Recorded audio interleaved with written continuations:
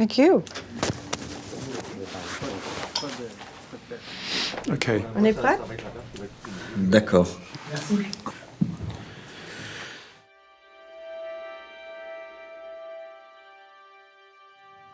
Are we rolling? I love to go to the movies, but it never occurred to me that I could ever make movies. In fact, I went to undergraduate school in engineering, which I hated from day one. I mean, it just sort of happened.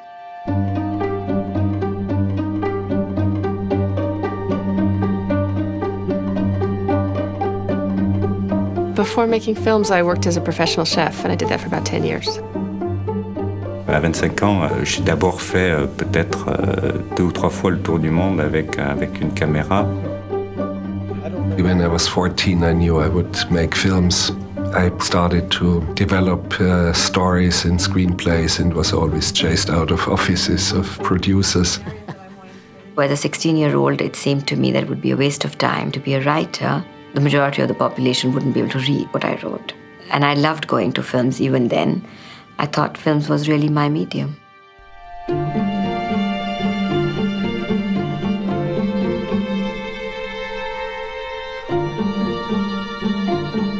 So I became an editor at first because it was that darkness I liked. Starting out life as a psychologist, in science you learn to be open-minded. Very important in making a documentary.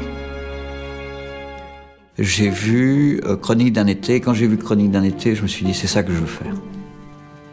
My first job on a documentary shoot was, here's the Nagra, you're recording sound, and I was like, oh my God. Working with that amazing dance with people in the frame. You'd go to lunch and you would talk about it. There was just this great kind of immersion in the adventure of it, which I found incredibly appealing. It was astounding. And I just fell in love. And then I went to film school. And I dropped out of film school, but that's another story.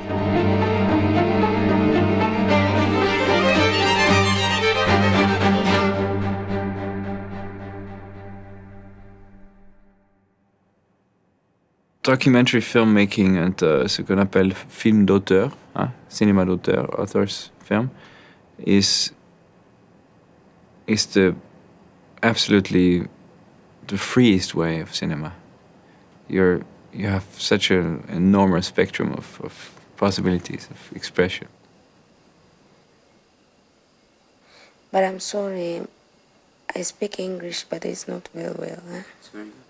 In the middle of the night, with a tiny camera in my right hand, with a tiny candle in my left hand, lighting the person's face, and that was, becomes cinema. That it goes on screens around the world, and it's like you cannot have less, Documentary filmmaking is about being inspired by the moment. It's about the joy of letting something affect you and respond. Whether it's with your camera or whether yourself as a person, if you're the interviewer, it's about relating in a space like dancing.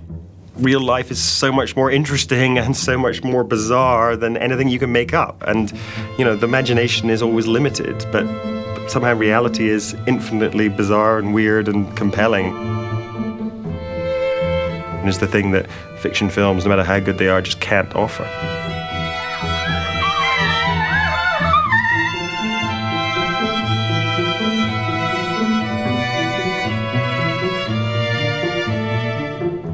It's a very sort of super real thing that you're doing. It's highly charged.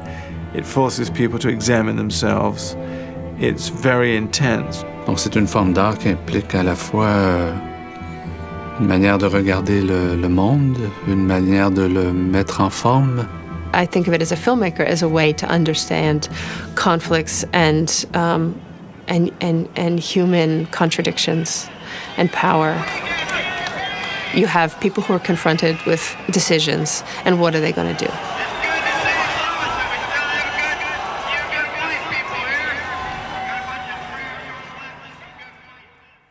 Pour moi, un documentaire, c'est d'abord une histoire, des personnages, quelque chose qui se raconte devant soi, et non pas une construction qui est faite a posteriori. The part that I like about documentary is that it can be anything. The part I don't like about it is that you are constantly being told that documentary has to be one thing rather than a whole multiple of possible things. Gus Rose walked in. He had a confession there he wanted me to sign. He said that I would sign it. He didn't give a damn what I said. We all know that you can create things that are about the world. They're not meant as purely fiction. They're meant as stories about real events, real people. We piece together reality, each one of us, from bits and pieces of stuff. Reality isn't handed to us whole.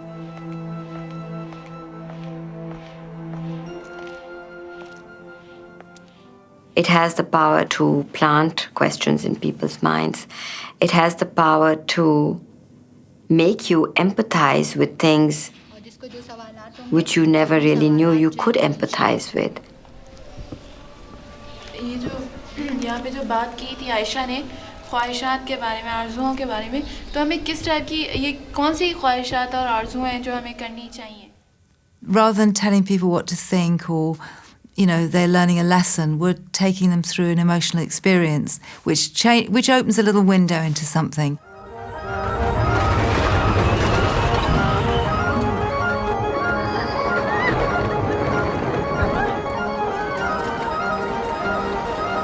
It's an emotional medium. It's not a medium of intellect and intellectual discourse. It's about engagement and emotion.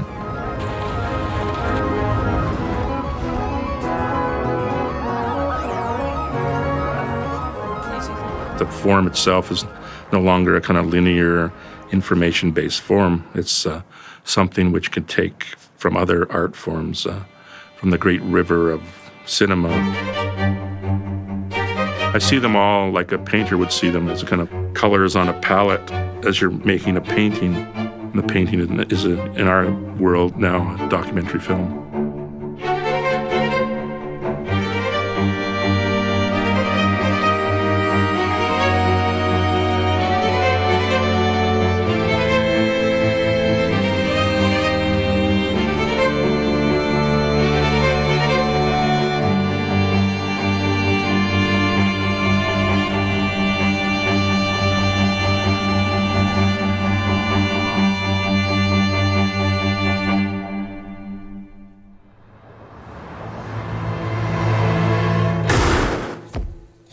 Les gens à Jacksonville, en Floride, les juges, les avocats, les policiers m'ont dit plusieurs fois « Mais pourquoi vous intéressez à cette histoire? Ça n'a aucun intérêt. Aucun intérêt. Des histoires comme ça, il y en a tous les jours. » Le vrai défi d'un cinéaste, c'est de prendre une histoire qui semble être banale, mais de la raconter d'une telle manière que tout d'un coup, elle va devenir plus banale, elle va devenir exemplaire. Je n'imaginais absolument pas une seconde que j'allais faire un film sur un adolescent accusé d'un meurtre. Mais nos regards sont croisés, peut-être une demi-seconde, quelque chose comme ça. Mais ça suffit pour que je sente que ce gamin, il était complètement terrifié à l'intérieur. Et il y avait quelque chose qui ne collait pas du tout. À la fin de l'audience, je me suis tourné vers mon producteur. Je lui ai dit, mais il faut laisser tomber le reste. C'est ça qu'il faut filmer. C'est cette histoire-là qu'il faut filmer.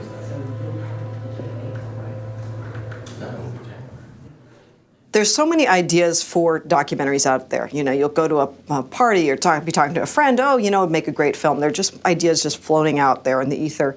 But the ones that stick are, again, these ones that you, where you have a lot of curiosity. I think for me, that's the biggest thing is there enough personal curiosity about that subject, about what happens in that story to propel the very long, enervating process that is making a film? Mon premier moment, moi, c'est toujours, c'est comme un coup de foudre, hein, c'est love at first sight, hein, comme on dit. Et puis après, il y a quand même un petit temps d'hésitation, de discussion. The eureka moment for me when I'm thinking about a film is when I really feel there's something I want to say, and I feel arrogant. It sounds to me arrogant to say that. Like, why would, I have anything to say that people haven't already thought of? But in fact, that is the little egotism of the artist. I feel very intrigued by the enigma of human beings, How somebody really nice and very sympathetic can just sit there and say, yeah, my job is flying bombs into the Congo, The origin of the idea was that moment 10 years ago when I met some of these Russian pilots. And I knew I had something in my hands that was very explosive and was very clear. And I knew I had found the right location and the right environment to make a point on the state of our time, economically and socially. One strange product, which is that fish, tells us the whole story of our times in a way,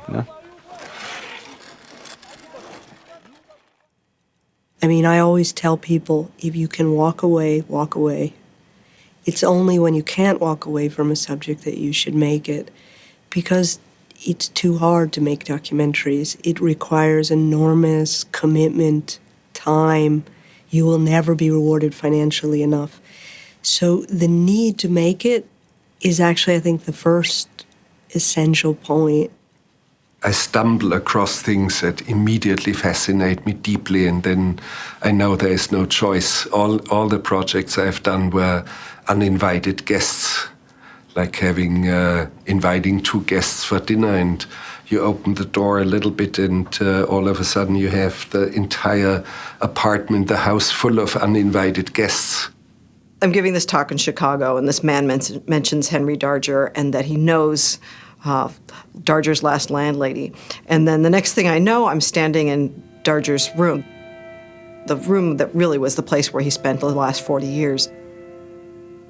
And I wasn't thinking I wanted to make a film. I just wanted to see more of the work. But when I stood in that room, I had one of those moments where my heart was just beating really fast, and I was just thinking, like, the presence of this person was so strong, and this room was so beautiful. Like, everything in there was sort of old and dusty, but everything was something he had collected there. And there was just this sense of the person and the place that I felt like you could make a film out of this, and I wanted to know more. And that was the beginning of the ball rolling, the curiosity building, and the sense that I needed to try to follow this and see where it went. There's a lot of serendipity in this world. Certain projects you stalk and you try to make them. Others just come and land in your lap.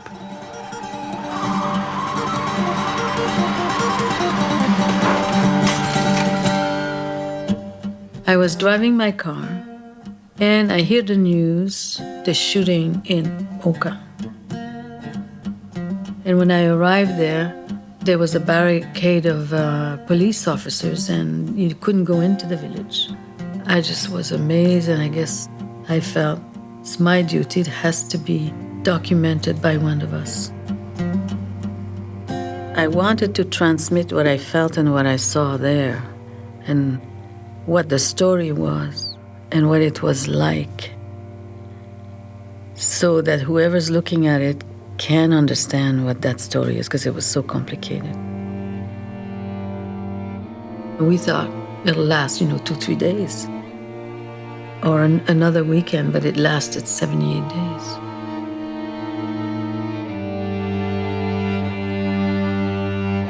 Sometimes you just end up in these incredible situations which you probably in the light of day would choose maybe not to get into, but by that time you're so intrigued that you continue on.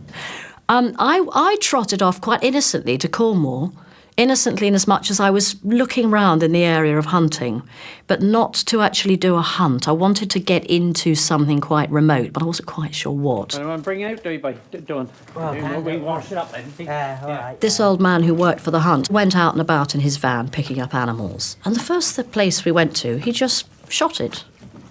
This is a Jersey cross, so there's no picture in it. So, A, that shocked me, but B, then to discover the animal was completely healthy, and this was just about market values. That got me going. And then you're on it.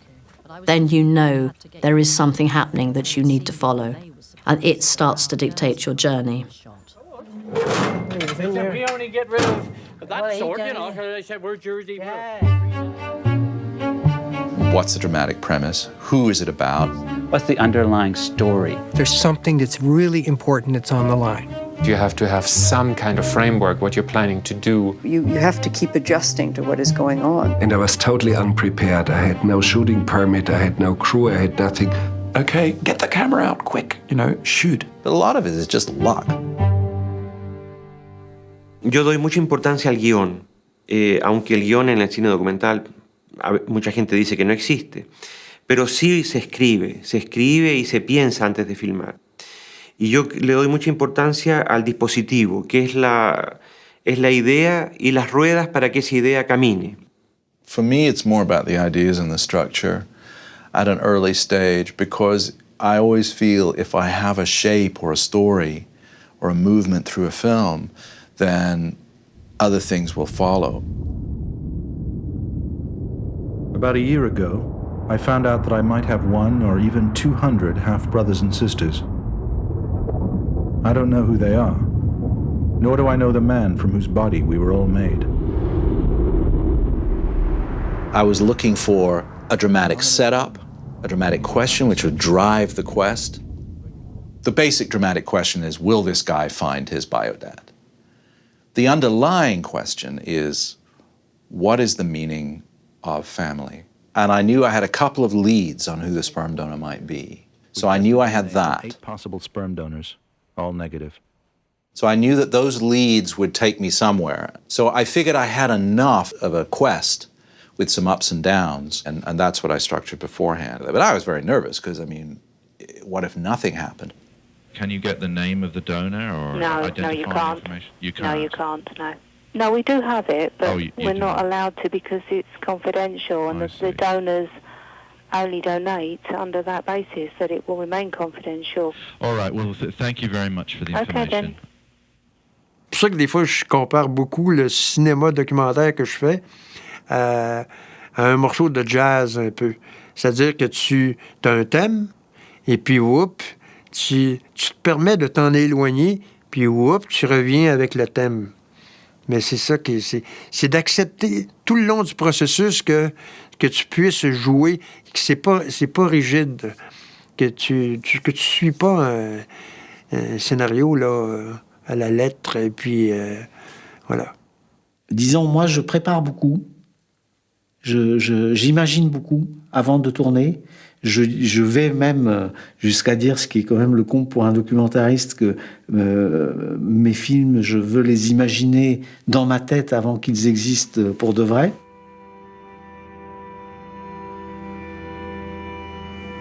In the Realms of the Unreal was the most pre-scripted film that I'd worked on up to that point. The paintings were one component of a world that Henry Darger was creating. He had written, the 15,000-page novel. He was writing, these battle songs to be, played in his head, and he was really creating as three-dimensional a world as he could to, sort of populate this sort of ultimate story. The structure was the thing that I worked hardest on, how to tell the parallel stories. Stories of what Henry Darger's real life, what happened factually in that time, what was happening in the world around him, and then what was the story that he was telling in his fiction, in the book, in the Realms of the Unreal.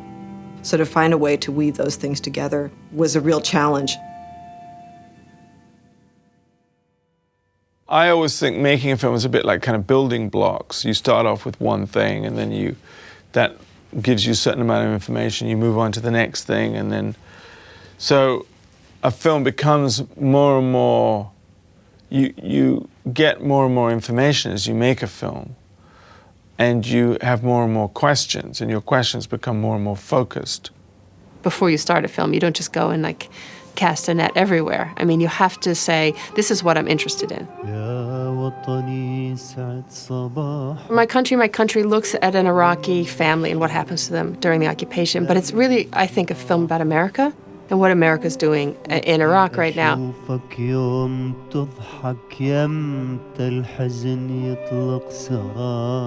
You're sort of on this journey, but you don't know necessarily where it's going. There is this sort of delicate balance of having a plan and then also surrendering to what you encounter.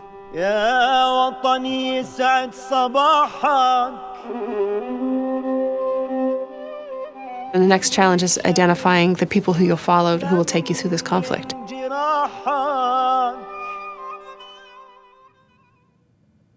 In a way, you're casting. You know, when you go out and you meet people, you're assessing the level of interest you think that they will have for the audience. How engaging are they? How articulate are they? What are their particular interests and quirks? You know, what is it about them that makes them fascinating to you? When I think of Kathleen, what I remember, unfortunately, is her dying in my arms. That's always the overwhelming image. Le premier entretien avec Michael Peterson, je me suis dit, voilà un personnage vraiment romanesque. C'est-à-dire que on ne peut pas être certain que ce qu'il dit est 100% vrai. And yet within, 30 minutes of that son of a bitch coming in here, it was a crime scene and I was guilty and that was it. Et moi, ça me faisait penser vraiment à un personnage shakespearien, quoi, qui déborde. Bigger than life, comme on dit. Et je me suis dit, avec lui, on peut avoir des vraies surprises. C'est-à-dire qu'on va... Je ne sais pas ce qui va se passer, mais je suis certain qu'il va se passer des choses que l'on n'attend pas.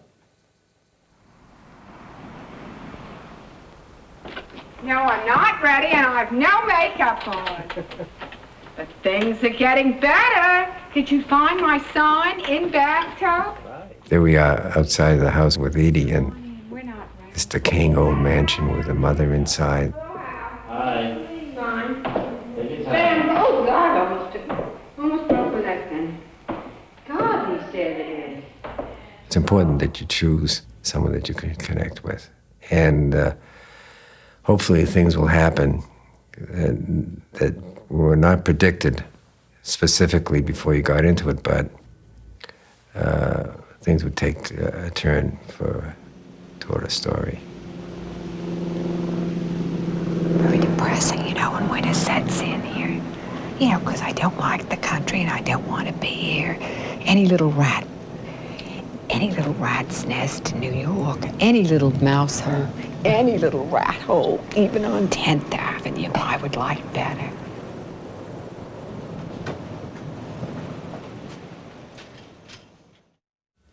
I primarily make character films. I hide my issues in character and stories. But I've got to find the characters, I've got to cast it to know who to hang it on. Doomsday, they tell me. They tell me doomsday's, we're all gonna die. Hello. The reason they wanted to be filmed is that their station was literally being allowed to be run into the ground. When people feel they're being flushed down the loo, basically, I think if someone comes in and says, "Can I want to shine light upon you," then people respond. There's a reason. Close at midnight, love, take your time. But I didn't know the characters. I certainly didn't know Derek in the ticket shop, and he wouldn't let me in the ticket shop because I didn't have the correct paperwork. God, he was pedantic. Which is why it was so magical when I got in there, that he was as he was. And be prepared to accept that you're not going to go any further. I think that's the difference between being happy and miserable. Because I'm not going to achieve anything in life. So, as you say, I must be depressed, mustn't I? What would you actually like to have achieved? I don't really know. Dreams you can have, but that's not the same as wanting to achieve something, is it? People want to talk to cameras mostly. Not because they want to be famous. It's because there is such a seductivity of just a neutral listener. And usually we've been trained to be listeners when we have a camera. And that is a rare thing in our world. Somebody to just listen to you. People will say things in front of a camera that they wouldn't even say to their loved ones. That's what I find is so strange. The camera has this effect on you where somehow because of the artificiality of the situation, you're more honest and more truthful rather than less honest and truthful. And I don't know quite why that is. He would have been up at first light, I thought, because I was desperately thirsty. And he would have been, and he would have wanted to get down and get water. And he would have wanted to find me. Now, I did stop and pause, and I shouted across into the crevasse. I yelled and yelled and yelled, Joe, Joe. As I was interviewing Joe and Simon, they would first of all come out with this very pat, very simplistic version of things. And if for a couple of hours we just got that out of the way, and then they kind of ran out of things to say. And then this extraordinary thing happens where actually the camera starts to act as a kind of catalyst and starts to sort of drag things out of people.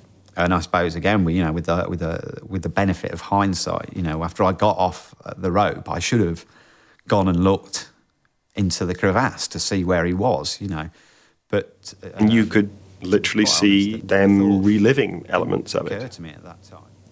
Once I started to see that on the monitor.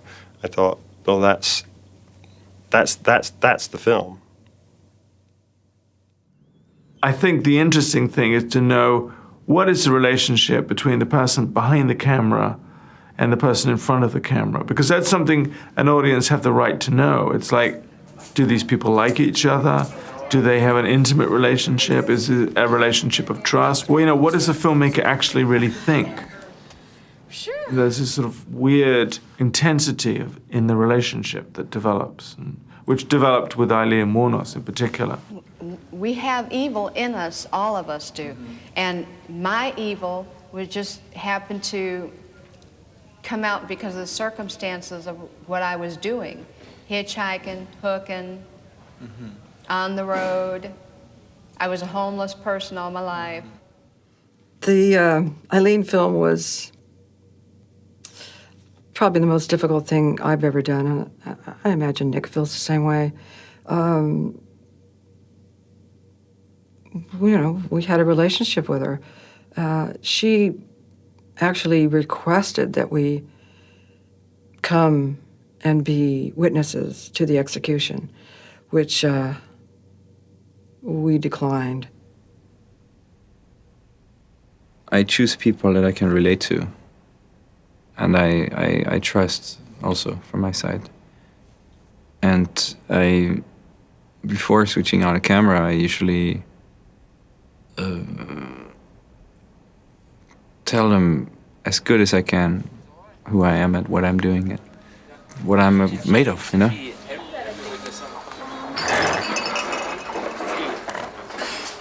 Elizabeth was a key character, was a very close friend of us.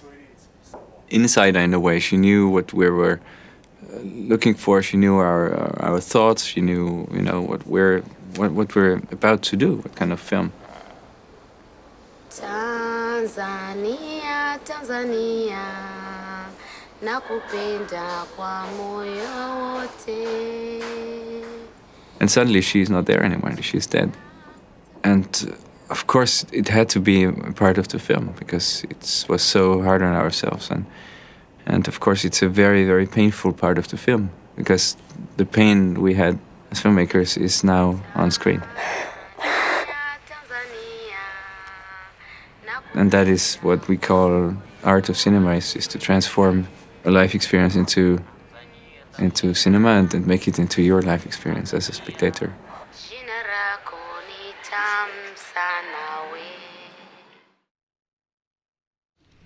Yo perdí todo. A mí me quemaron mi casa. 5 incendios. Me intentaron secuestrar mis nietos. Los hombres todos los sacaron para afuera, lo que pudieron, mis hijos. Entonces, cuando tú concentras todo en la persona, todo, absolutamente todo, cuando tú compartes las lágrimas con esa persona, porque lo que estás recibiendo es una historia increíble, entonces la entrevista funciona. Aquí está. Este es mi santo. A él le rezo. Este es mi santo. Una entrevista es un intercambio de vida fundamental, es un espacio cinematográfico. Está 8 días antes de irse, 8 días antes de irse. Por eso la ando trayendo. ha recorrido el mundo. Pero no encontraron ni justicia, ni no encontraba a él.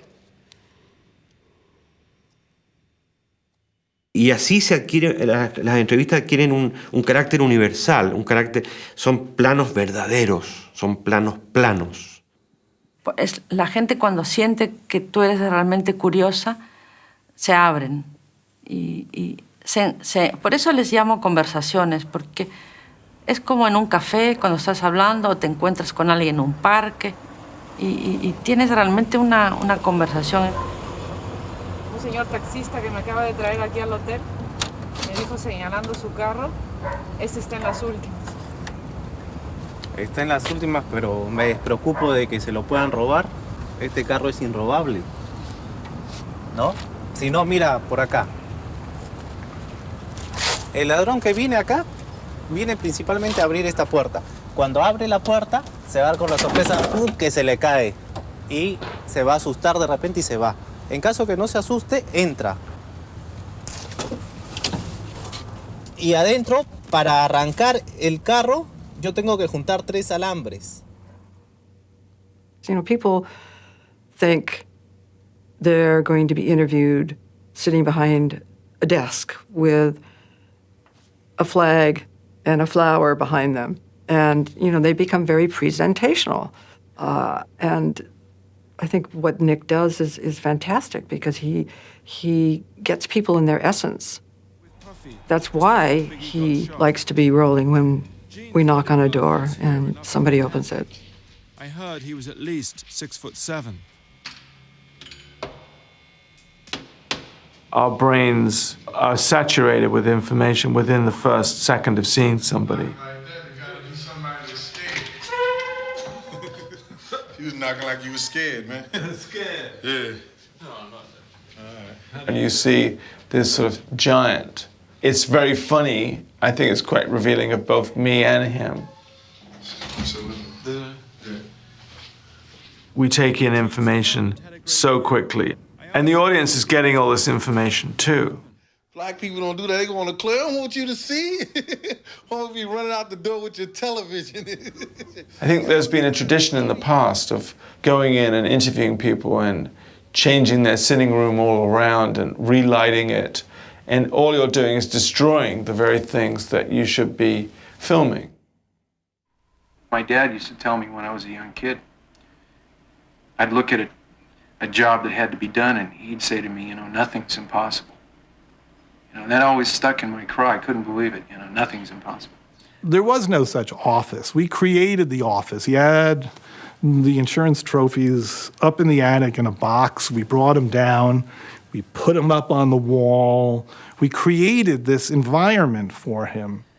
And I'd specifically designed my office so that I could display the maximum trophies on walls and stuff. And in that environment, and I'd bring this guy. He came alive. It was a return to these heroic insurance salesman moments of the past. He came alive for the camera. We created something which was part of his fantasy world. I don't like this whole idea of interview, you know, in a documentary, because it's like somebody's telling you something that's happened and you sort of set something, you know. Whereas what I love is when things happen naturally in real life. It's this whole thing of seeing something unfold in front of you. Fawzia, the little 9-year-old who was 8 when she was circumcised, she came up to me and she said, "Come to my house." I thought, oh, she's going to read me a poem and then she expects an interview. I said, "We don't really do interviews, Fawzia." And she said, "You've got to come. I've been, you know, I've depended on, I've got a reason for you to come. I want you to come." So we went in. "Stand there, Kim." Right. And then she told me the poem right into the camera. I want to tell you a poem entitled "The Day I Will Never Forget." It was on a Sunday night when my mom called me and she said, "My daughter, come," in a low voice. I went quietly. Suddenly, my mom said, "My daughter, tomorrow is your D-Day." I was shocked to hear that, but I was not expected to say anything. In the morning, I was dragged and pinned on the ground. When 3 women sat and crucified me on the floor, I cried till I had no voice.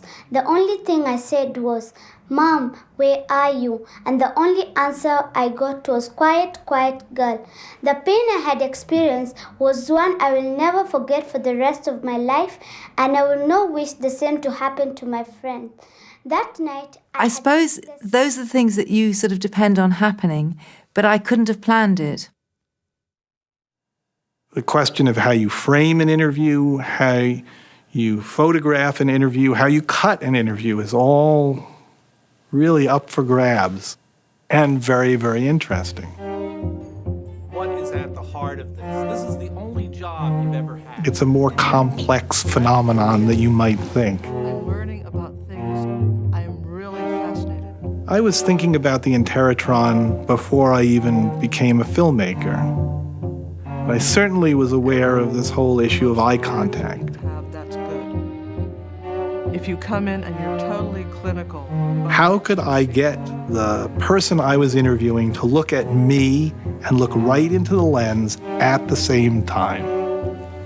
And the answer is mirrors. Prompters cross-connected, 2 cameras. My image is floating on the lens, but the camera is looking straight through that image at the person. It makes The Fog of War a different kind of film. You're really scrutinizing McNamara, and McNamara is talking directly to you and the audience. He, and I'd say I, were behaving as war criminals. I don't even think it was clear to me at the time that I was making it how powerful that actually could be. LeMay recognized that what he was doing would be thought immoral if his side had lost. But what makes it immoral if you lose and not immoral if you win?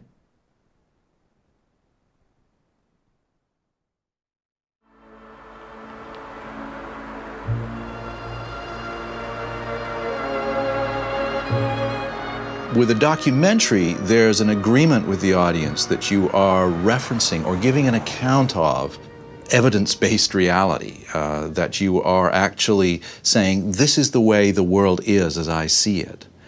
And that has very little to do with whether you use actors or recreations or anything, really, except that there's an agreement that this is an account of reality. People have a sense when that is violated. This is Dieter Dengler. He came to America 40 years ago, and for the last 15 years... I just discovered that Werner Herzog, when he did Little Dieter Needs to Fly, he had this scene where Dieter comes home to his house in California, and he opens and closes the door several times. Because he was a prisoner in Laos, he can't feel shut in. So he opens and closes the door quickly to make sure it's unlocked. And it's a very powerful moment, and I always remember it in the film. Total bullshit. Herzog made that up and made him do it. And it is a wonderful dramatization of the guy's theme. But I think that's a lie. Look at Michael Moore. He makes pamphlets, basically. He makes polemical films where he carefully constructs a reality to serve his needs. And he's blatant about it, and he's careful in checking his facts. But when you see his films, which are hugely popular and have done a great deal for us documentarians, but he commits, some people would say, crimes towards the art form of documentary. It is all manipulation. I mean, let's not be too sort of saintly about this. I think filmmaking and documentary making is a very subjective process. And anybody who tries to present themselves as telling the truth in some way is perpetrating a fraud, because it's just impossible. This idea that there is no such thing as absolute truth, that truth is subjective, there's truth for you, there's truth for me, everybody has their own truth. For me, that's nonsense talk. There's a real world. We inhabit that real world. Things happen. Someone sits in the driver's seat of that car and pulls the trigger. That's not up for grabs. There's not this guy's truth and that guy's truth. There's the truth of what actually happened that night. When you see a film and you have good reason to think that it's the truth, then your knowledge of the real world has been increased. And it's so important for us to really know what's going on. You do have to be respectful of the facts. Yeah, you should let the facts get in the way of a good story. You absolutely should. And out of that will emerge a true story.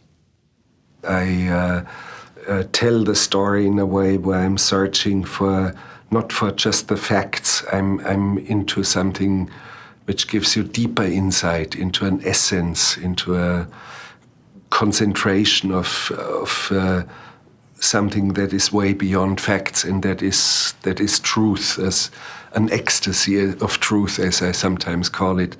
Otherwise, facts are not that interesting. If you want to have facts, go and buy yourself the phone directory of Manhattan.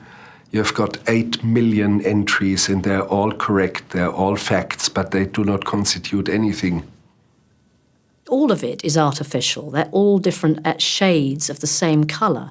What I'm trying to do in my films is equally dishonest, if you like. I'm trying to say, this really is real. This is me, hand-holding, they're talking to me, there are no other gizmos, this is life as it happens.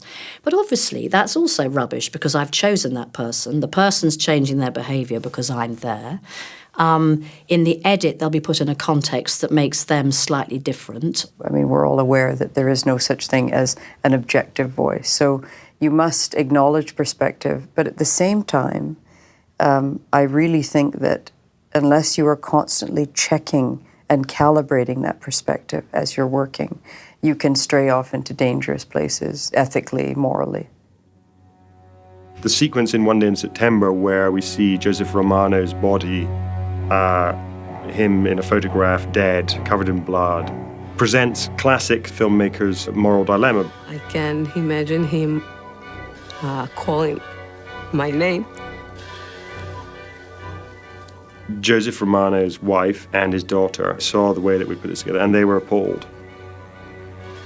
They said initially, we don't want that sequence to be in the film. As a storyteller, you want to impact your audience and show them how terrible this event was. I said, if you want people to feel like somebody is really to blame, you need to show them what they're to blame for.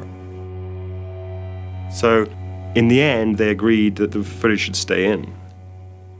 Ultimately, you've got to look into yourself and say, do I feel like I'm doing something exploitative or don't I? And it has to be a personal decision, and there is no hard and fast rule. I always tell the individual person, because it always happens. We get very intimate, and the person is in confidence and will say things sometimes that they never said before to anyone else because of the relationship you develop with your subject. And I always say to them at first, if should it be that you say something that you feel very sorry that you said it, you tell me, and I don't have to use that. Now, the difference is, I know many people, they say, you're crazy to do this, because what if the person tells you something and, you know, you're the only one that knows it, and it's very important to the film. For me, it's never important enough for me to damage someone's life. We think it's a kind of noble enterprise. We're revealing and capturing people's stories and transforming them and sharing them with people. But in fact, we rely very much on people's stories, so we are sucking in a certain way the stories right out of people. You know, it's a difficult job. Sometimes there's a conflict. Sometimes you want something in the film, and they don't want to be in the film. And there's a bit of a feeling of grab it and run. You know, there's a temptation to want to do that. I really have a problem with the sort of documentary tradition of sort of the first world going to the third world and bringing those pictures back. I mean, I think that it doesn't, I think it's problematic because it really doesn't address the fact that who's actually looking at these films. This type of punishment, they can't bear it because they are children. We have looked through every one of these files.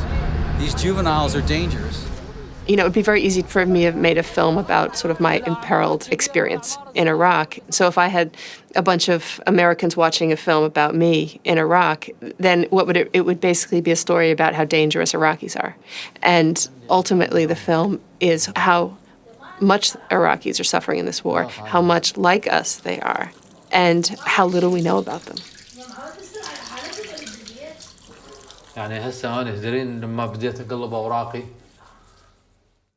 What people often say is, you know, people from a country should film people in that country. And there's a big truth in that, particularly for countries that have always been filmed by people from outside because of economics. But within that country, there's so many different layers. Often people with the equipment are going to be people from the upper, you know, the upper part of society.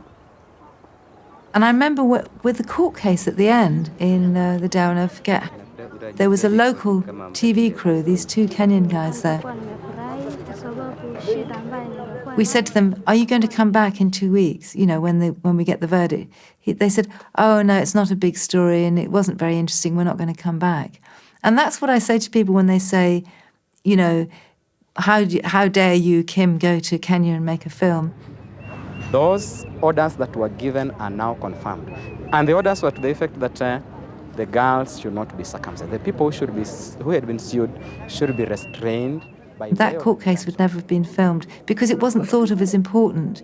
It was never going to be filmed by local TV crews because they were interested in filming the dignitaries, the rich people. They were interested in filming what they thought of as TV events. And these little girls from the mountains taking their parents to court wasn't seen as a news story.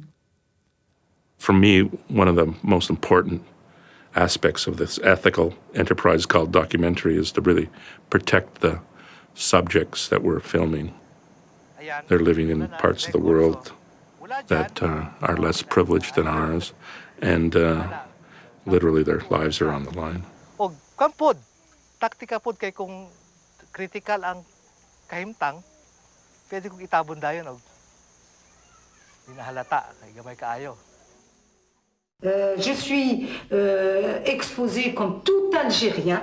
Actuellement, il y a des assassinats qui se font partout, à travers l'Algérie.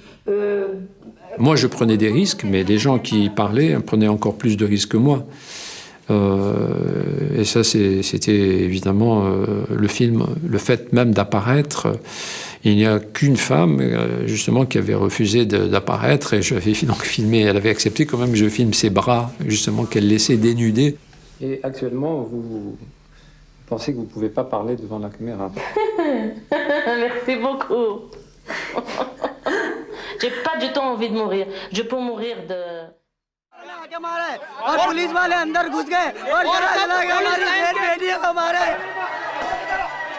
In the first week of my filming, I was arrested twice. I was chased by mobs once or twice. And I knew that this was being done on orders from, you know, ministers in the government at that point and so on. So if anything, it got my back up and I said, you know, I'm actually more determined to finish the film.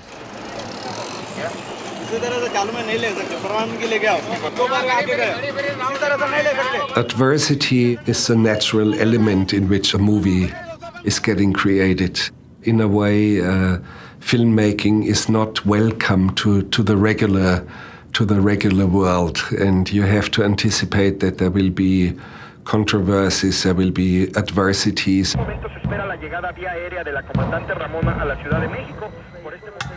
Almost every single film, you think you're going this way, you hit a wall, you have to go this way, and lo and behold, it takes you into an area that is unexpected and actually is your movie.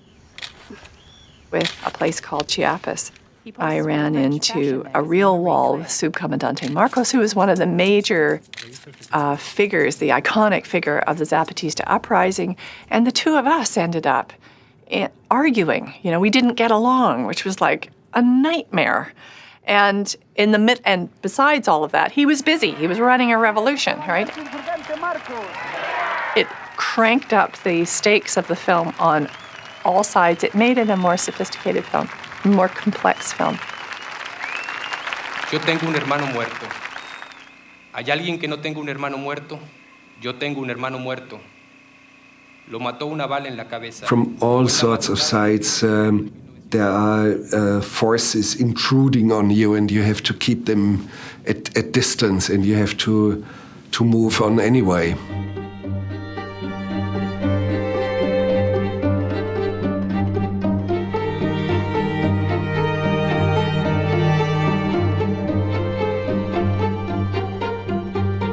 You have to be able to be alive to the moment. You have to be so aware of everything that is happening around you.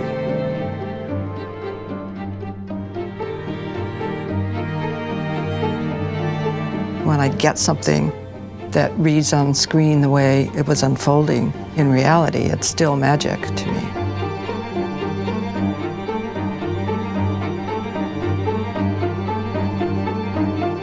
You're always going to miss something, but it's okay. What you need to get, you'll get.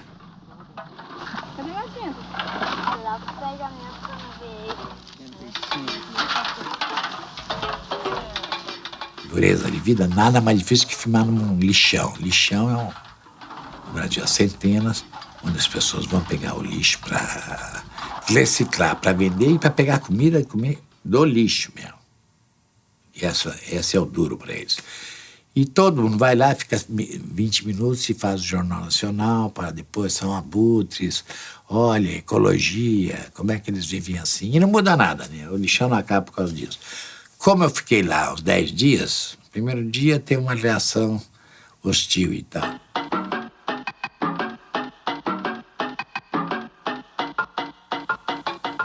Depois de 5 dias, olha como vai, tudo bem, e tudo ficou razoavelmente fácil. Eu fiz umas 20 xerocos de faces e fui lá mostrando para eles quem é esse aí. E eles diziam, a gente conhecia todos, entende? Cara, vê minha foto. Barbudo, Noel. Papai Noel, né? Então, a fotografia, mesmo ruim, foi uma forma de aproximá-los, de me indicar pessoas. Foto minha? É. Mas tá aí, saiu? Não, isso não é boa imagem. Durante uma hora e depois eu fui à casa dele para falar mais. Quer dizer, são coisas totalmente imprevisíveis, entende? Que religião o senhor é? Eu sou naturalista. Ah, é? O que quer dizer? Natureza. Eu acredito muito na natureza. Em Deus, não? A mesma coisa. Dá na mesma sorte. I think the access you go in with is often not the same access you come out with. In a way, just by your presence, your friendships, your behaviour, you hope that the trust and the access deepens. You have superficial access, but it's your job to then make it deeper and deeper and deeper to people and what they're feeling, but also often higher and higher and higher in the hierarchy because people in power are always so reluctant to be filmed.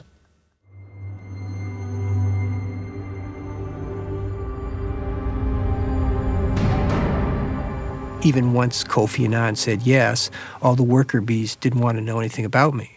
But there was one person who was key to me, and she was a woman who was going to lead a peacekeeping operation over to the Congo. And even she said to me, she said, I know why you're here, and I don't want to have anything to do with you. I don't want to be filmed. I don't think what we do is public. It doesn't help me that you're here, and I'm going to make it as hard as I can to make it impossible for you to film. And I said, okay. Her name was Meg Carey. And I said, okay, Meg, well, there we go. I mean, I'm not going to leave. And we headed off to the Congo the next week. And it took about a year for Meg to come on side, but eventually she did. And eventually Meg became the film. And she became my conduit inside this extremely complex organization. Pressure. It is once again a unilateral action taken by the government.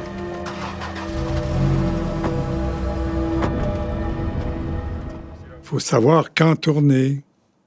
Il faut comprendre le langage des gens. Il faut comprendre comment ils se parlent, puis quel est le langage crypté dans chaque personne. Parce que des choses qu'on peut ne pas comprendre, mais qui sont importantes à filmer. I actually do not like meeting people before if I'm going to film with them. I do not even go through any organizations or any contacts at ground level. I just go to the area. 90% of the people I've interviewed in the film are people I've never met in my life before.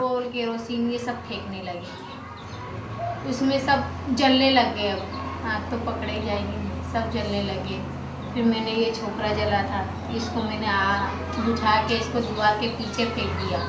वहाँ पे एक दीवार की core थी, उसके पीछे इसको फेंक दिया. I decided not to use microphones and lights and any kind of intrusive equipment. I shoot with a tiny handycam, aimed at sort of making the person who I'm with completely comfortable. मेरे आगे पीछे रहते थे बच्चे, कभी अकेलापन नहीं. याद आती तो कभी रातों को नींद नहीं आती.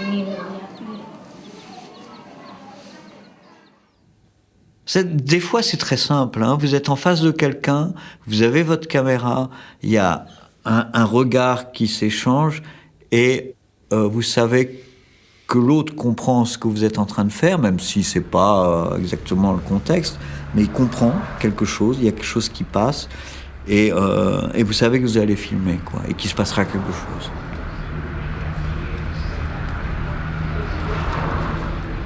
Vous rentrez peut-être? Bon, je ne veux pas vous déranger. Hein? Je ne veux pas vous déranger. Bon, ça me dérange pas. Hein. Quand je filme, la caméra est là où ça se passe. C'est pour ça que je la tiens à la main.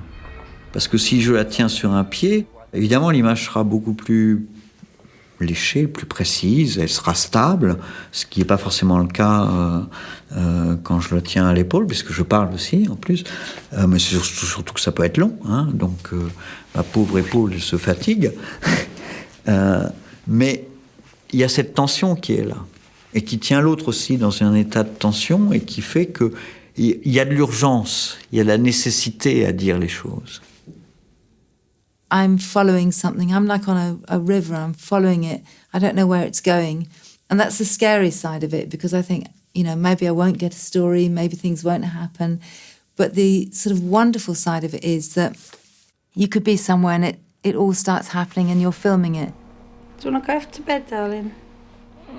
In Hold Me Tight, Let Me Go, there's a scene where there's this little boy, Ben, and you can see that he's very, very quiet because he's in love with his mum and he doesn't want to move.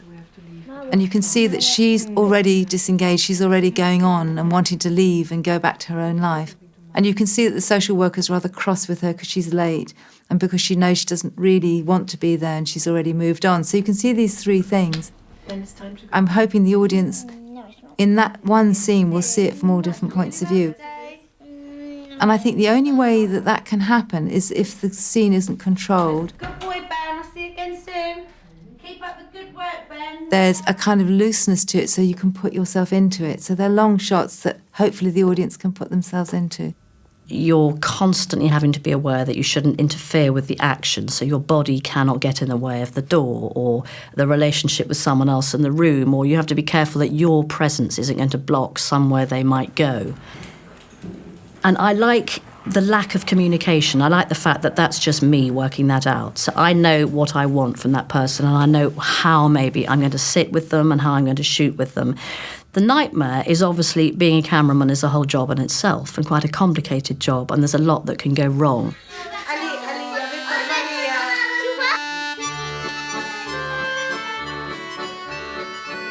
The feeling of holding a camera and being part of a scene and reacting and responding to a scene, it's just thrilling. And that is the secret that camera people never tell, that the joy is in the shooting.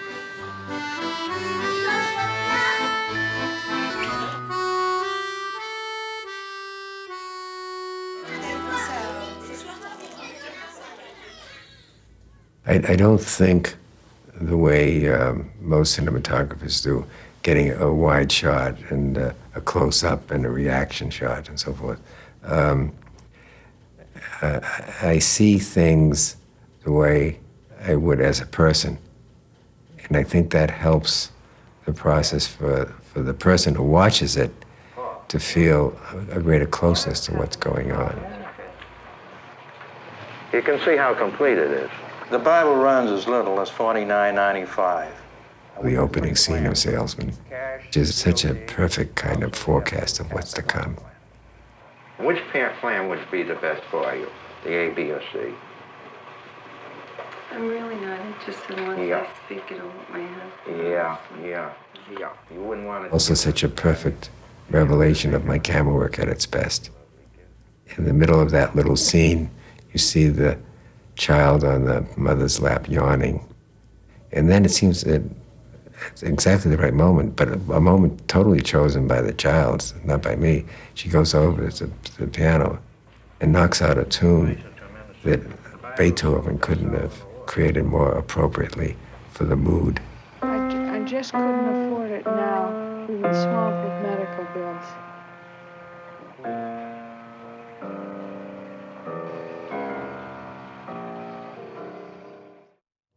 In the kind of shooting that I do, the smaller the team, the better able you'll be to, not interfere with the process that you're trying to shoot. So I think, it's best if the person who is the director is either doing sound or shooting and not just standing around and conducting, which, I just would want that person to be out of the room. No hay cosa más agradable cuando tú sientes que la sensibilidad de tu cámara es la misma que la tuya y el sonidista. Cuando los tres están unidos por un cable invisible, es fantástico, porque es la única manera de... Es como el jazz. Jorge Miller era un hombre extraordinario, de una sensibilidad, de un talento fuera de lo común. Hablamos mucho durante el rodaje y antes del rodaje, mucho. Intercambiamos películas, ideas, él me contaba cosas que le gustaría hacer y yo le contaba las mías y coincidíamos en casi siempre. I think when you work with a camera person, the difficulty I'm sure for every director is that the camera person has to be your eyes, and you have to have a certain trust in them. I work with Claire Pyman, who's a Dutch camera woman, and we've worked together now for about 14 years. While I create and imagine a lot of scenes, finally it's up to Claire to see it the way I see it. In Don't Ask Why, I wanted a very particular way of filming the scene when Anusha is walking through the bazaar and there are all these men staring at her. I'd explained it to Claire. She shot it for me. She showed it to me. And she said, "Is this what you want?" And I said, "No." I told her that I really wanted it to be more threatening, more like people are really looking at her and watching her. And I wanted to get a lot of faces in and so on. And then she was able to create that for me.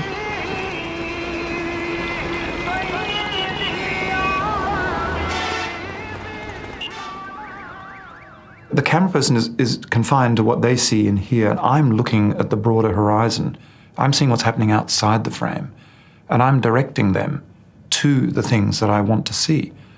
And with a really good camera person, and I've had very good relationships with very, very good people, it becomes a tango, it becomes a dance. You're whispering in their ear that really if they'll just go a little longer and pan a little to the right, that's really where I want to be, and they'll find two faces there, and so it's a process of literally directing the shot, and so that's a very important component for me as well, the visual sense.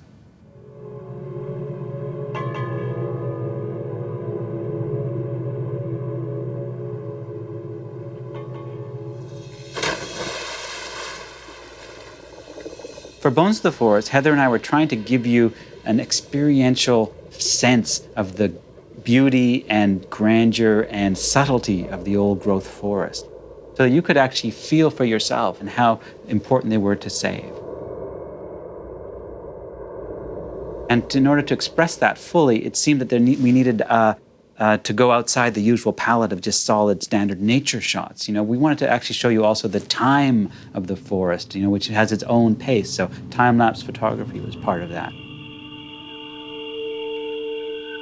It's not eye candy. It's not just special effects. It's really about trying to break through pattern thinking and allow us a fresh perspective on something.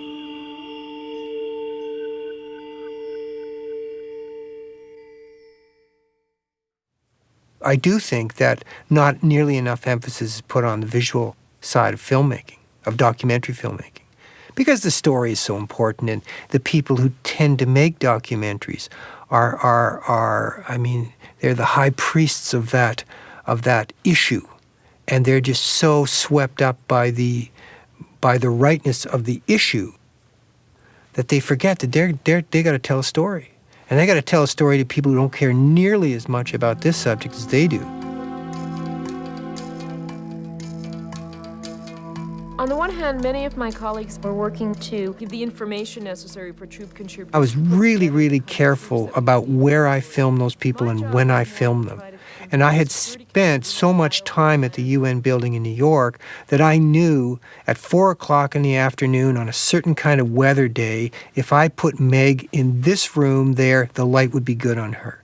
And I would only film her at that time, because I knew she was going to give me the same kind of material, whether we filmed her at 8 o'clock in the morning or 4 o'clock at night in this better light. So why not make the effort to film it when the light was just right? Because you felt, what am I doing wrong that I'm not being able to convince these member states that they need to provide the troops necessary to save these lives? You're presenting a palette of colors for the editor so that he or she can really edit with pacing and with the abstract rather than the literal. And then you're really storytelling. There's one shot in a place called Chiapas, and it's done by a wonderful Mexican cinematographer by the name of Eduardo Herrera. Marcos says the Zapatista movement is, in fact, more about ideas than bullets. The entire press corps is parked on the edge of the riverbank. And where does Eduardo put himself and his camera? Right in the middle of the river. He swings to reveal 50 photographers. And so there's a huge payoff. There's a beginning, a middle, and an end, and a sense of humor to the shot. There's a place for great art in all of this.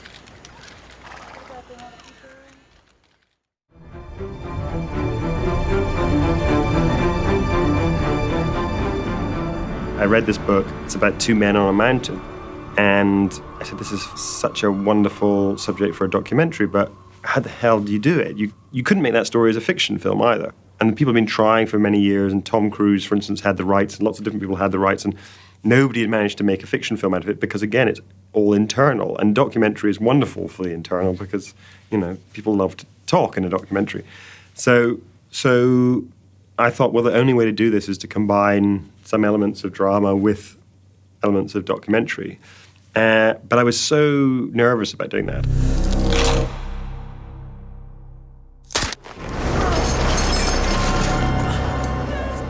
That was the real challenge. How do you get reconstruction that really matches up to reality, especially matches up to this extraordinary story?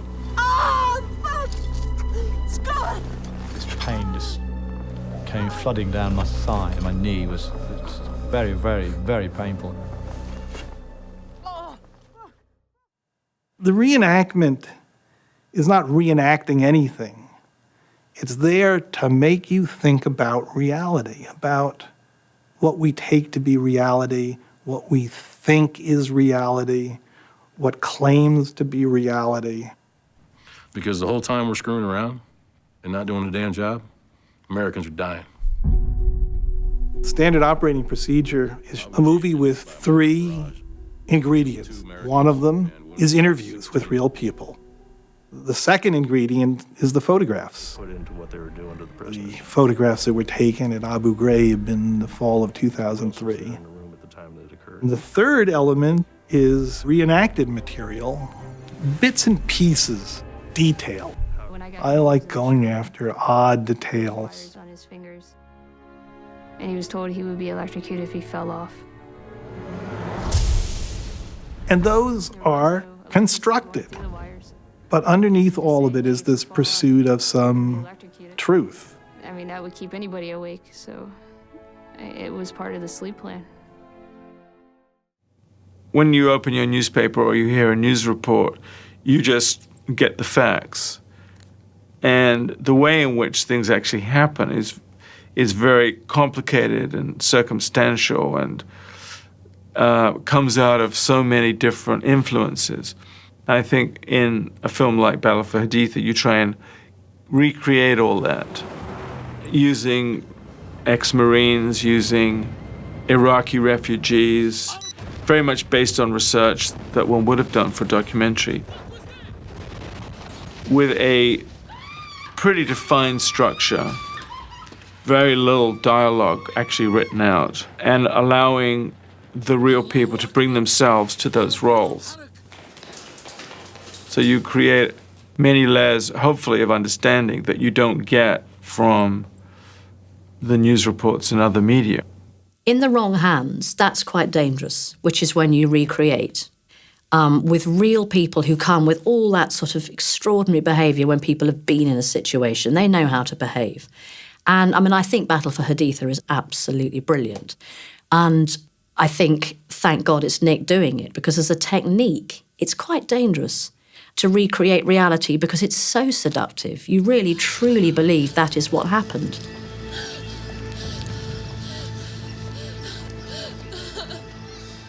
If reality programs are borrowing the sexy packaging of fiction, and fiction is borrowing the immediacy and excitement of documentary, and news, as we know, I don't know where that's going, then it's so confusing for people to know what is or isn't truthful in the end, and what is whose view, and what actually happened or didn't. And I just think it's something we should be careful of, and just sort of speak more about the fact that there is this real crossover. C'est une page de Edgar Morin, le co-réalisateur de Chronique d'un été. Il dit « Nous devons le savoir, le cinéma de fiction est dans son principe beaucoup moins illusoire et beaucoup moins menteur que le cinéma dit documentaire. Parce que l'auteur et le spectateur savent qu'il est fiction. C'est-à-dire qu'il porte sa vérité dans son imaginaire. Par contre, le cinéma documentaire camoufle sa fiction et son imaginaire derrière l'image reflet du réel.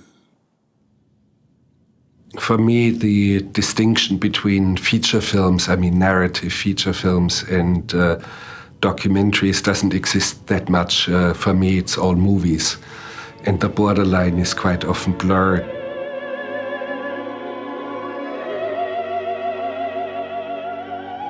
In documentaries, I keep inventing, I keep using my fantasy, I invent dreams.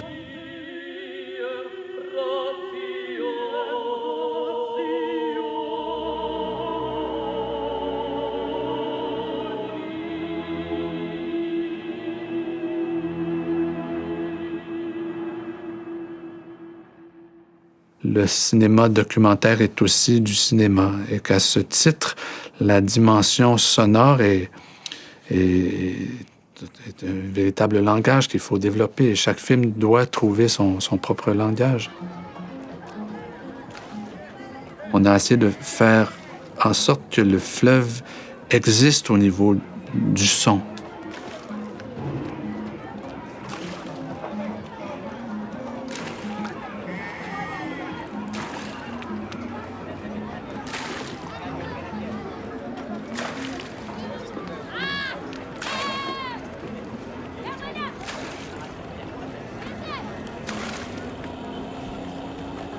I think the sound is like the heartbeat of a film. If the sound isn't good, then the film's thin, and you know the sound is where you get the emotion of a film.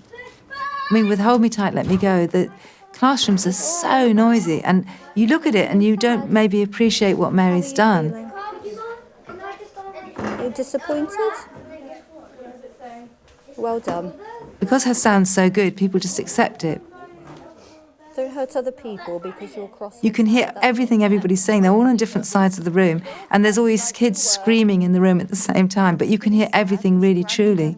And the film would be unwatchable if it hadn't been for Mary. That's okay to feel like that, but you need to let us help you. That's why we're here. Too strong. You don't need to do that, because I'd rather look. And also, they have to be so strong. I mean, she's kind of, you know, like a ballet dancer, getting close to everybody, following everything, watching me, we're working together. It's a whole skill, you know, which Alex. people don't often notice.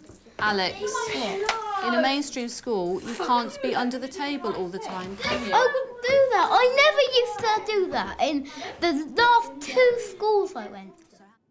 One of the things that's really an error in the way things are going these days is that people actually think that a sound recordist is disposable and that you can do it yourself, or your poor camera person who is supposed to be framing and making sure that the world is in focus and lit properly is supposed to take this on, or God forbid the director do it. This is an unlawful assembly. All persons on the Saratoga Pocket Chestnut, whether you're in the streets, the sidewalks, or in the doorways, you must disperse at this time or you will be arrested.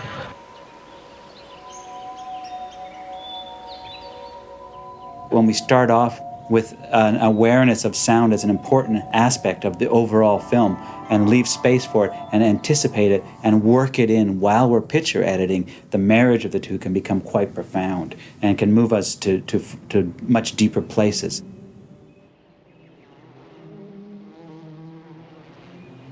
It can tell another level of the story, and sound takes us to deep places in a way that scent does, for example.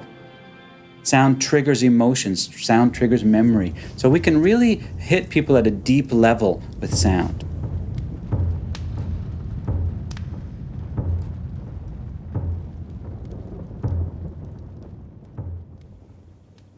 One of my favorite pieces of sound in Touching the Void is the sound of the crevasses.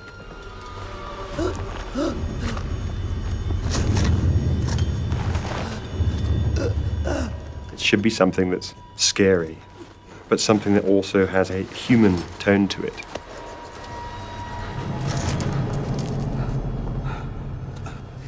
We played around with all these different sounds, and eventually one day the sound engineer came to me and said, you know, I've got this great sound for you, listen to this. This is this underlying sound for the crevasses, and he played it to me, and I thought, wow, that's very spooky. And I said, what is it? And he said, that's the sound of a leopard roaring, slowed down 50 times.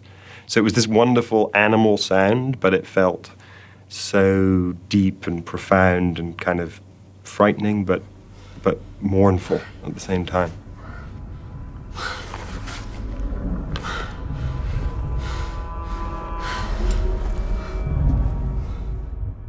I knew before we went to China that I wanted the design to emerge out of the industrial soundscape that we were going to be immersed in.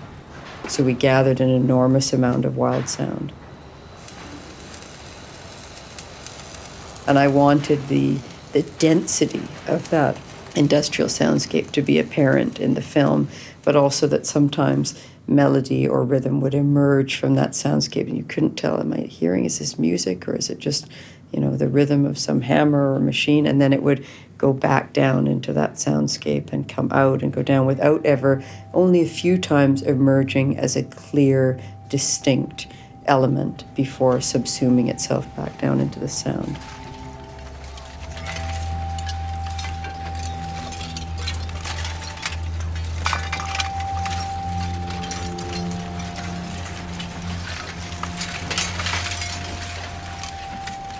J'ai fait beaucoup de films où il n'y a pas du tout de musique.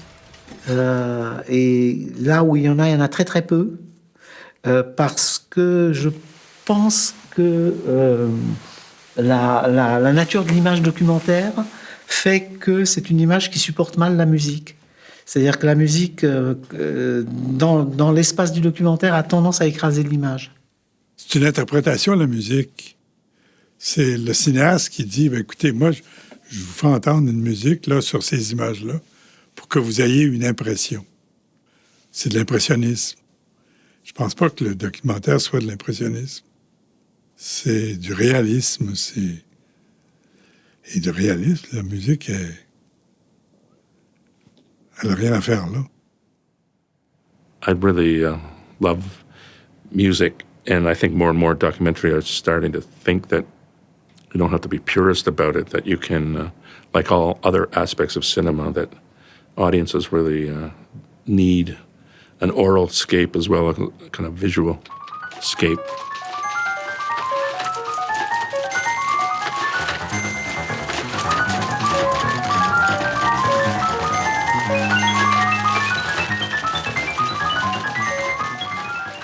I don't like music that is supposed to tell you what to think, but I do like music that creates a bed where things are driven forward.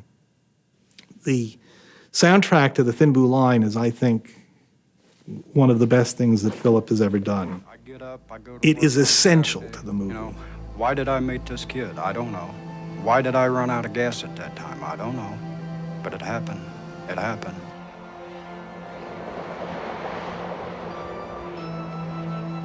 If this is a nonfiction film noir, that idea of inexorability, the idea of being trapped in a web of fate, those ideas are really driven home by the soundtrack, by the Philip Glass score. Creo que no hay que enfatizar una situación dramática poniéndole encima música dramática. Hay que tener mucho cuidado, mucha prudencia y para la dosificación de esa música, dónde va a ser colocada.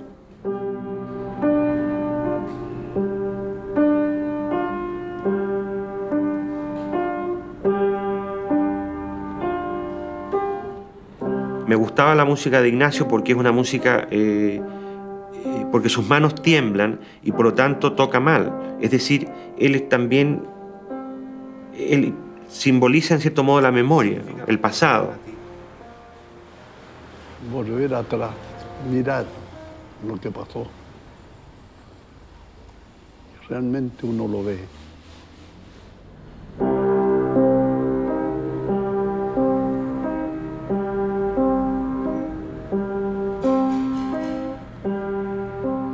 Music is an integral element of storytelling, of changing and guiding our perspectives, our emotional perspectives, but not only emotional. It gives new perspectives, new insights, a different kind of vision.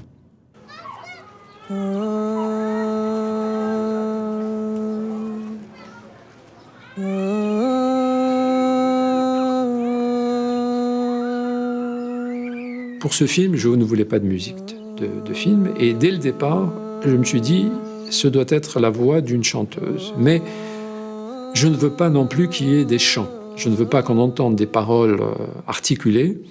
Et c'est donc quelque chose qui doit sortir des tripes de la chanteuse. Voilà.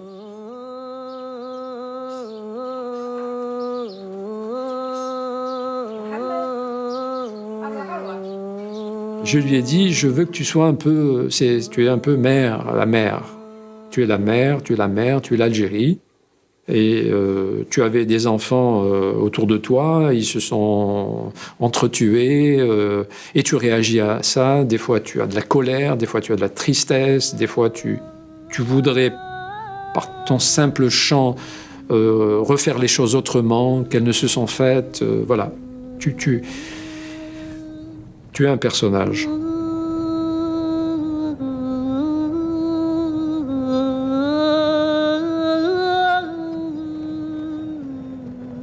The music creates unifying shape. But a part of sound, of course, is narration. And I think it's a phenomenally powerful element. It's the voice of a storyteller. And what could be wrong with being told a story? Narration in documentary films sometimes is a very beautiful element, and most times it's a prosthesis. It's like crutches, you know. It's like to help, you know, tell a story without having the images, because you don't have the images, so you have to tell what's happening, instead of showing. And showing is always better than telling, I do get annoyed when I hear people say, oh, we don't want narration, or they hire you as a narration writer. And they say, well, we didn't really want narration, but we want to bring you in because we got some problems in the storytelling, Says, well, then don't use narration. If you don't like it, don't use it. But if you use it, love it. And it can be beautiful. It can be the invocation to a dream. I was always fascinated by air power. Like so many other boys, dreaming of being an RAF pilot. Playing in the rubble of bombed-out buildings. Secretly sorry I missed the war. I think of narration as being a voice in your ear who's telling you a story, and which is a very different way to think of it than a booming voice of God or from a public podium. We've all been targets ever since. This is a film about bombing people. How it got started, how it continues, about what's right and wrong in war. I will write things, and then we'll start to assemble scenes, write to the scenes, and then we'll go the other way around. We'll use the writing as a guide to the scenes. It's a dance back and forth.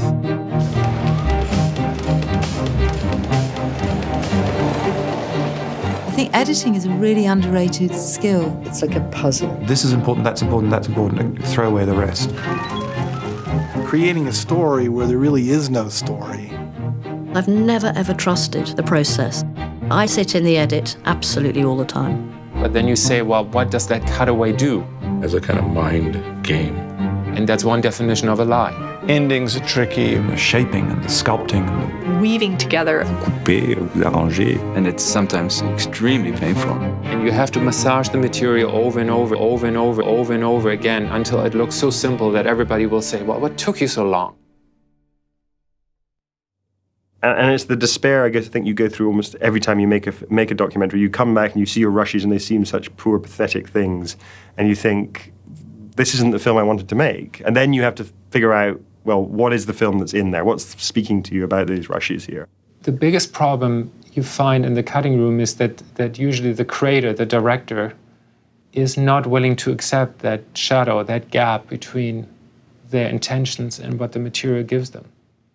Your allegiance eventually transfers from your memory of the event to what you have captured on film. And once that transfer takes place, that's when editing really starts to happen, when you know, okay, this is the finite universe I have to deal with. Pero es el hermoso proceso de con otra persona, estar solamente con una otra persona, que es tu persona de confianza. Armar todo eso y saber que todo lo que has filmado toma una vida diferente, creo que eso es lo que más me gusta. Sí, el montaje. There's times when you're working on something and you think, gosh, it would have been amazing if I had known that first.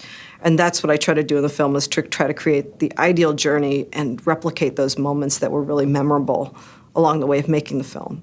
You look at the elements that you've got and you figure out, how to form a braid out of those elements that will allow each strand to inform the other and to keep re-engaging the audience's interest in the moment.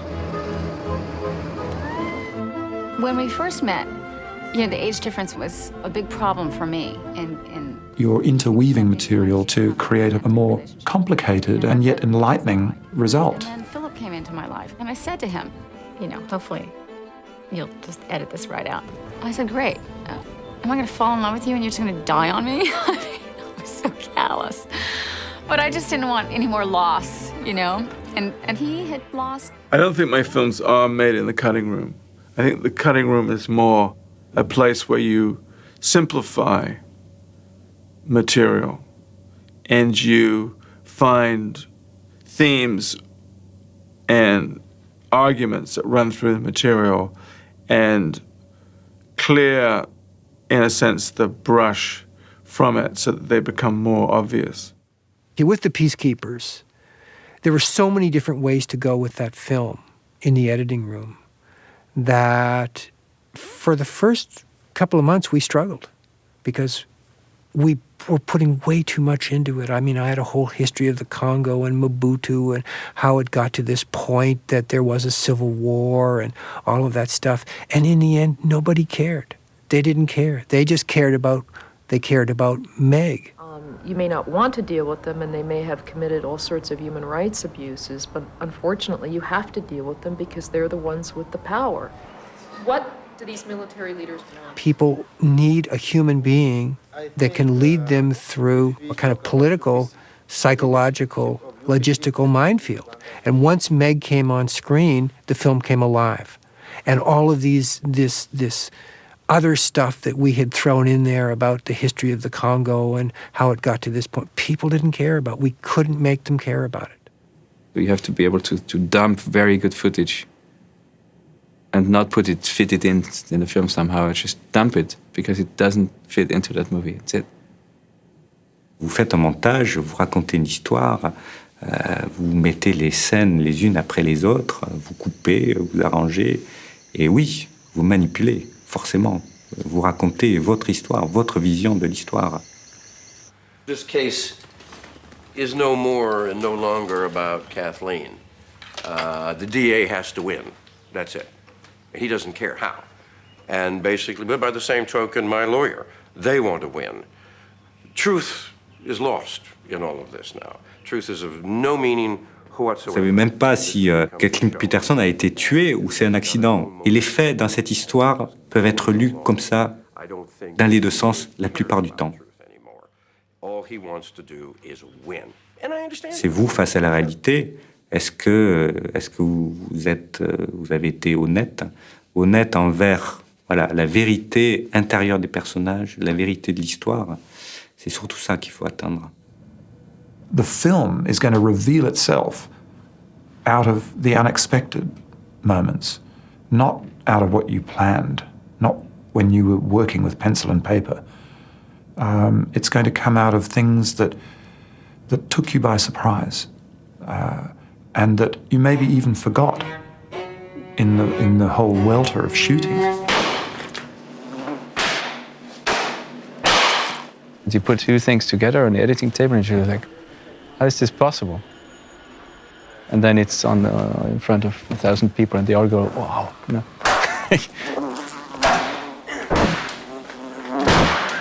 I sometimes think of a movie as a sausage casing, and you're trying to ram as much meat into that sausage as you possibly can, but there are limits.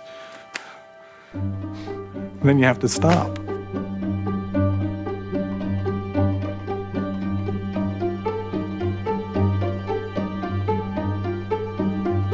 There's a dream of actually influencing the world in some way.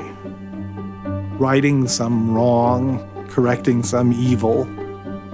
It's the documentarian as possible superhero. You know, the guy who fixes the bad stuff. The films that we make are our teachers. I mean, they're our teachers, and then we sort of surrender to them. C'est d'arriver à chercher tout le temps un petit peu plus de beauté, puis d'essayer d'avoir quelque chose de parfait, mais tu l'as jamais. Tu sais, c'est ça. Donc, tu sais, on l'essaye, hein? On essaye tout le temps. You know, I often say to people that the answer to life is becoming a documentary filmmaker. If you want to solve all your life's problems, become a documentary filmmaker because it offers you everything. If you look at just the number of titles that have been playing theatrically that people are really talking about, the stylistic breadth of those films is really widened. There's a lot more inventiveness in terms of what's accepted. New types of distribution systems have been developed with the advent of the internet. Everybody now literally is a documentary filmmaker, or anybody with a cell phone. I can't imagine anything more important than portraying in a very truthful, authentic fashion what's really going on in the world. C'est comment vous vous débrouillez avec la vie. Et je crois que d'un film à un autre, je ne pose pas d'autres questions. Digamos que después de hacer una película uno queda enriquecido con los personajes y que nunca más abandonan tu vida, nunca. Son tantas las veces que en la mesa de montaje uno los ve que ellos se olvidan de uno, pero uno nunca de ellos. ¿Te acuerdas del tono de voz, de cómo respiran? I've been able to be in so many situations that are not part of my life. Not only be there, but to have to make some sense of it for somebody else who's not going to be there. That I really love. That's still as much fun to me as it was day one.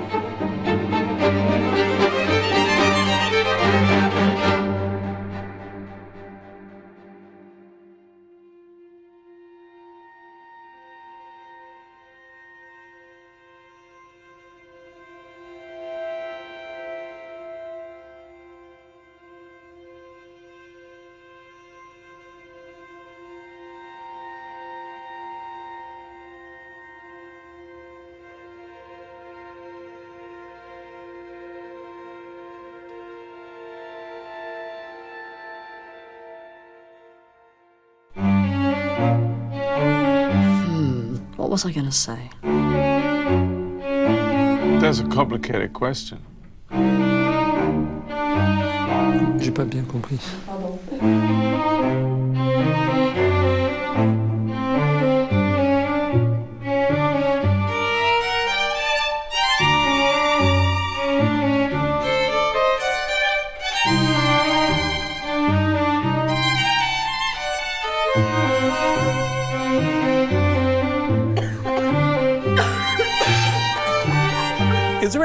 Is there any water around here?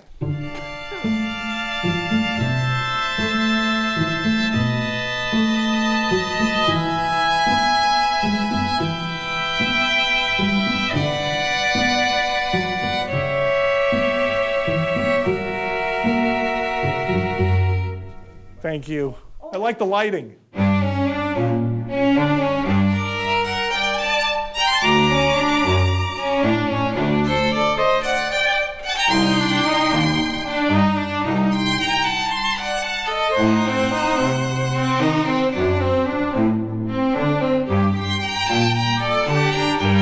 Je crois qu'il y a une fin de cassette qui s'annonce, non?